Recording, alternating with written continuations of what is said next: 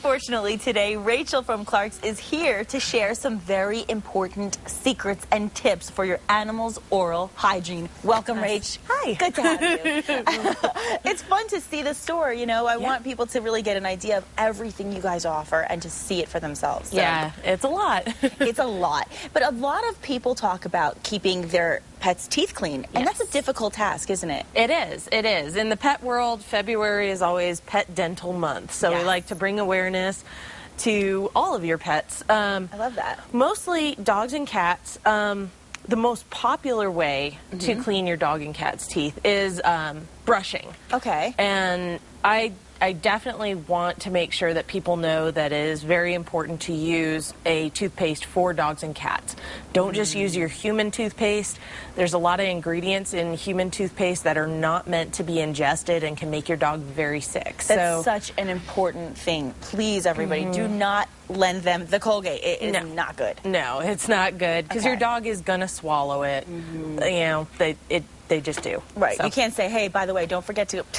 They're not going to relay that information to each other. Yeah. So there are two basic types of toothbrush. One that's, you know, kind of a common-looking toothbrush that we would think of. The other one I prefer. It's a little bit easier. It's a cap that you put onto your index finger. Let me see. And it has the brush. Let's see, we got a good shot of that. Yeah. It's called Pet Dental Advanced Dental Care. Yeah, it's got a brush on the tip, so you're actually able to get in there with just your finger. A little bit easier to use. See if they can see here. I'll do that. So you can see that's what Rachel's talking about right there. You can actually stick your finger right in that. Exactly. How easy. That's got to be so much easier. Oh, yeah. And it says that it has really soft bristles, too. Right. So it's not going to hurt your pet in any way. So let me ask you a quick question, though. As far as getting your pet to settle down enough to get them to... you know, to listen and do this. Do you have any tips for people? I would usually do this after a while of, you know, being home, sitting on the couch. Make sure, you know, you're cuddling with the animal. They're relaxed, you're relaxed, and just kind of start messing with their face a little bit. And that's also a good chance to do just a basic checkup, which should be done every couple weeks. You know, at least once a month. I would check on your pet's mouth. We all know dog breath. It's not going to smell like flowers. No. But your dog and cat should not have an overwhelming odor to their mouth. That's usually a sign of either gingivitis or some other infection. You also want to look for any redness in the gums. Their gums should look very much like ours, kind of pink and firm, not swollen. You want to lift up the lips and check for any kind of sores or pus, redness. Anything like that needs to be checked out by a vet right away. It does. I mean, we just had a dentist on talking about, you know, just talking about oral hygiene for us and how your hygiene of your mouth affects your entire system. It does. And it's no different for pets. Right. So it's really important, and as Rachel said, at least once a month. Yeah. Okay, so now the brushing, how often do we do the brushing itself? The brushing, I mean, you could do it once a day if your dog is down with it. The way you brush your own teeth, I would say at least once a week. Okay, that's a good point. Good point. Now, and remember to get the right toothpaste. Yes. Okay, now what else do we have? We also have some other additives. This is Susie's here is an additive that you would put in their drinking water. And it helps break down the plaque and the tartar, helps fight gingivitis. Oh, wow. And it's a really great tool to, because then when they chew on anything, it'll actually just slough off all the plaque and tartar. It's kind of like a mouthwash, right? Exactly. Okay. So just put it in their water. That's simple. This one is actually really awesome. It's an enzyme supplement. It's, you know, if you're looking for something a little more natural, this has neem oil and other enzymes.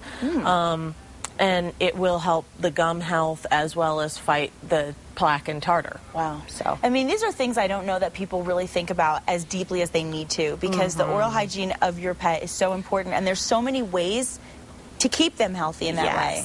And it's great to have all these tips. So, okay, so we have the toothbrush and the toothpaste. We have our quote-unquote mouthwash, really, that helps them. Right. Now, if we move on to teeth, I know obviously their dental care itself is a big deal. Right.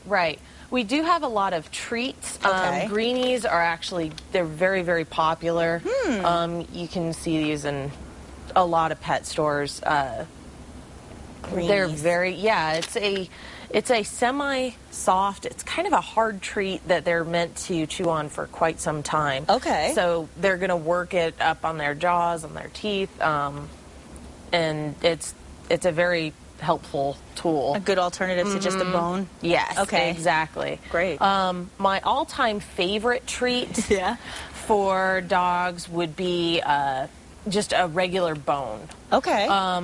I prefer a raw bone because the raw meat and the raw enzymes on the meat help to break up any leftover food particles. Okay. And the raw bone is actually much softer and will kind of give to their teeth. So it actually polishes their teeth. Really? While they're chewing on the raw bone. That's cool. Exactly. They also get a lot of things like conjoin and glucosamine from the bone itself. Just from the bone. And now, is that a particular kind? Or is it just say raw? I mean, is it? We have a couple freezers in our stores. Okay. And there are different sizes of raw bones. Okay. For different type dogs. Easy. How long do they generally last the dog? Honestly, it depends on the dog, but it should at least last them a couple hours. Okay, good. And a lot of times you can go ahead and take the bone away from them after a little while, put it back in the freezer, and you could do that once or twice. Okay, great. Well, this is really important, and this is really helpful. As always, your information for pets are so important and so helpful. And take care of your pet's teeth. And of course, if you want to head over to Clark's now, you know exactly what you can expect in the store. You can see the locations right on the screen right now, and if you're lucky, you'll get to meet Rachel, and she can give you all the tips you need for your pet's hygiene. Thank you so much, Rach, for being here. We love having you. And just ahead on New Mexico Style, well, we are heading into the kitchen, but we're not cooking. We'll be showing you what's hot, though, in electronics. So stick around. This stuff is smoking in a good way.